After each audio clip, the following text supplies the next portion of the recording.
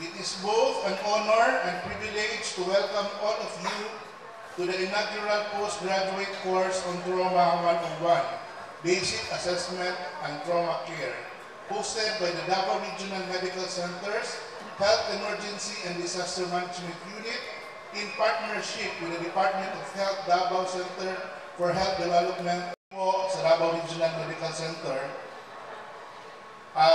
Kasama na po ang head niyo namin, ay natutuwa at marami pong naka-attend ngayon. Palapakan po natin ating mga sarili. The guide to attaining the genuine healthcare reforms in our country, which strengthens primary health care or the population-based health services alongside us. We realize that the wellness and prevention market will outgrow the healthcare market. That is according, of course, yung mga resource speakers natin, hindi ko po pwede kalimutan, batiin yung aking manalig na kaibigan, napaka-sipag, napaka-ganda, napaka-mabait, napaka-bait, at we still have another to join us in the Memorandum of Agreement signing. We have Dr. Maria Corazon Cabanilla Manutang, Board of Director, PSST. We also have Dr. Irene Patricia M. Madrid, Vice President of PSST. And we have Dr. Oliver Belarma, Board of Director of the PSST. To please join as we witness the signing of the Memorandum of Agreement.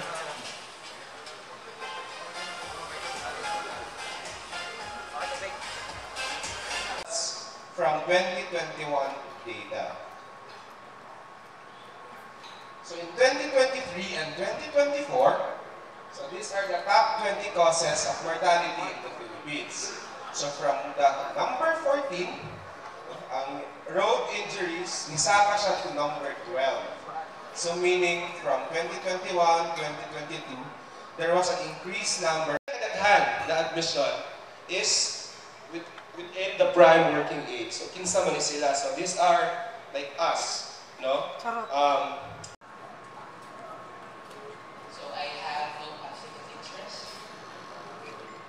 Who among you here saw this picture of the World Health Organization? Can I see it? Well, my emergency medicine friends there at the back. Other people who saw this only from the world of any trauma injury, whether it's paid for by the government or it's paid for from their pockets. Hence, it's very important that we manage these patients swiftly and effectively. Next. So, this is just a summary slide. This is our goal. Before, your trauma patients would have a trimodal death pattern, yung red line. A lot of these patients can die on the scene because of the severity of the injury. Or dealing the dealing associated with the healthcare profession. So how do we quickly recognize hemorrhagic shock? That can signs and symptoms, no? Mamugnaw ang pasyente, mangilo, mamudla, bilis ito ginhawa, paspas kayong heart rate, usahay, bugnaw kayo silang singon, magsuka, uhaw kaayo. Pero what I want you to remember is, kung wala na ganin sila sa wisyo, wala na sila piling makastorya o tarong, tapos hinay na ilang pulso. So, maski ka na lang inyong mga mahinumduman, no? Hinay ang pulso, wala na sa wisyo, then that means your patient is already in hemorrhagic shock. So, this just shows you, no, that shock or bleeding can affect. Okay? I have nothing to disclose. So I'm practicing as an surgeon, both South part of Manila and Laserhan. So these are the objectives of my talk. And I'm supposed to, show you things, however, maybe baka hindi kaya ng oras. But just to, later we'll see if we can discuss about this. Again, I think we have the same slide. It's my first time here in Tabo, and I was amazed because the roads are so wide. That's why you're very keen to developing your trauma. Kasi po, traffic kayo, you'll be lucky to implementation of all assessment, intervention, vital signs is very essential. Clear communication findings and changes in the patient's condition because crash injuries or falls from significant height. And with these type of injuries, always maintain a high index of suspicion for internal termination. Pelvic fracture classification. First is the AV compression. This is typically from head. So it might be delayed around 8 to 48 hours. So you should have a high index of suspicion. You should have do serial abdominal exam. Meron time. Why? So that the people who will do surgery on the patient will know kung anong oras pa siya nakakapit. Because the golden hour.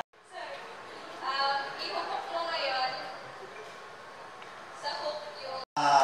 Officially, we have 198, no? And you're very fortunate because libre nga, di ba? And unfortunately, there were some who did not show up. Sayang ang slot. We could have accommodated more. In fact, as we closed 3 days ago, we look at the list, mayroon pang mga waitlist na 78. No, sayang po. But anyway, so it has been a privilege to witness the enthusiasm of everyone. I saw Dr. Maghari there, no, the Chief of Hospital of Manay, very attentive, taking down notes. No? Others also are taking down notes. Others wala sila take down of notes kaya hindi man nilag po ta. Diba? Yeah. So ako ba, natulog siguro, nagsabot sila, nagpuli-puli. Yan.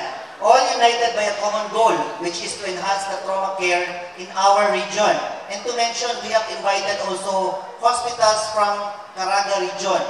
You go by land, na by air, or kung na by sea, or kung naisilihig, na may sakit silih, okay na po, no? I wish you safe travels home, and I look forward to seeing the positive changes. Dili man necessarily dako, but even kanang atuang pag-communicate